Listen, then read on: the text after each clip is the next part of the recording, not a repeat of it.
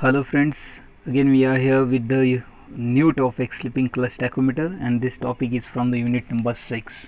Now the name of the unit number 6 is the humidity, speed and sound measurement. So this slipping clutch tachometer, again the word tachometer means this device is related to the measurement of the speed. Okay, for the measurement of speed. Now come to the real diagram of slipping clutch tachometer. So this is the actual diagram of slipping clutch tachometer. But before going to this in detail, uh, I hope that you all know the functions of the clutch. The basic functions of the clutch is to engage and disengage the arrangement or the assembly, correct? So here also the same function will occur. The engaging and disengaging will happen here, and the operations will be slipping type. Okay, means engaging and disengaging is possible in the form of due to the slipping. Okay, so it's not the one kind of the coupling providing in between the shaft and driving member. So the structure is different, so comes to the real one. So how the diagram is. So under the construction the number of parts are, so here is the shaft whose speed is to be measured, and that shaft we will connect with this shaft. Okay, so we have to connect this. Now this is the input shaft. Okay, so this is the input shaft, and after this portion is related to the friction material. So friction material, and the second one is the slipping clutch. So due to the friction material, the some whatever the amount of or the speed or the rpm of the rotating shaft will not be transferred to the driving shaft. Okay, so there is two types of the shaft is, one is the driving and driven shaft. Okay, so the directly the rpm generated or produced will not be transferred to the driven shaft or the indicator shaft. So why this is happening? Because the one kind of the coupling arrangement is not provided there. The friction material present in between this and this portion means input shaft and the slipping clutch.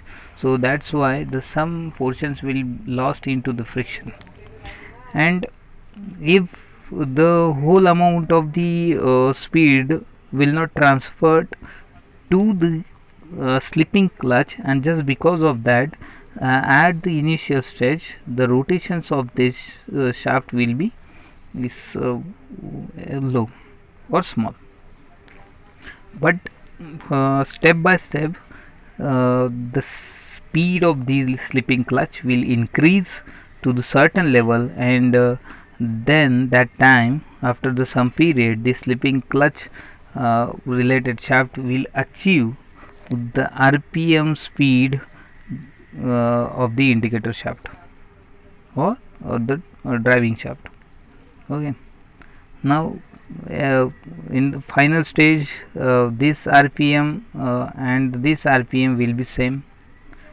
Okay, and in that case what will happen, from the start position rotations of the shaft, the spring also will generate the torque, and due to that the spring will get tightened, and just because of that this indicator shaft also will rotate, and due to the rotations of the indicator shaft the pointer connected to the indicator shaft will uh, slide onto the calibrated scale, and we will get the final output.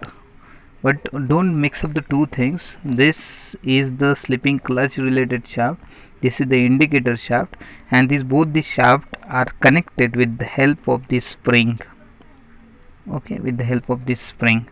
So when this shaft uh, the shaft which is connected to the motor will rotate, so the directly the speed of this shaft will not be transferred to the slipping clutch related shaft. It will take the some time, and after the certain period when the RPM of both the shafts will be same, in that case the maximum torque will be generated by the spring, and due to that the final output we will get on the calibrated scale. Okay, and that final output of the rotations of the shaft will be directly proportional to the rotations of the driving shaft.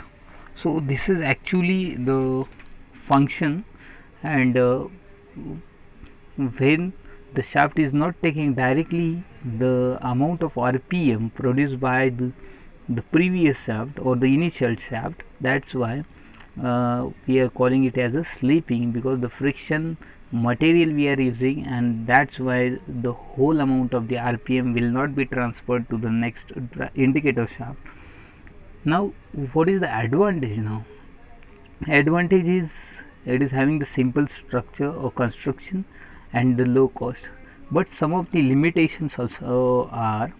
And in the limitations, actually we can say for the small speed or for small RPM we can use this device.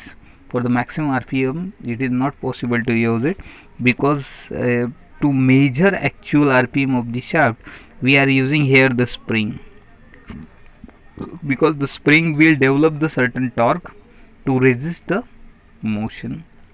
So it is related to the spring, that's why it is favorable for the small RPMs. And the second thing is uh, the life of the spring will not be maximum. Okay, because after the certain trial or testing the spring will not show the higher efficiency. That's why after the few tests we need to replace the spring to get the proper true results. So these are the limitations related to the slipping clutch tachometer. So this working is so simple. Again I revise, this shaft is connected to the electric motor, then after this is the input shaft, in between the friction material and the slipping clutch material. So the friction material is making the contact with this input shaft and the slipping clutch shaft. So due to that the whole RPM produced by the electric motor, that will not transfer directly to the slipping clutch shaft, and just because of that this spring start rotating slightly slowly, and after the certain period it will achieve the whole RPM produced by the shaft, and in that case we will get the higher value on the scale with the help of the pointer, and that value is nothing but the speed achieved by the rotating shaft. So this is the simple structure. I hope that you all got the idea about the slipping clutch tachometer. Still you have any doubts, you may do the message on the WhatsApp, and thank you.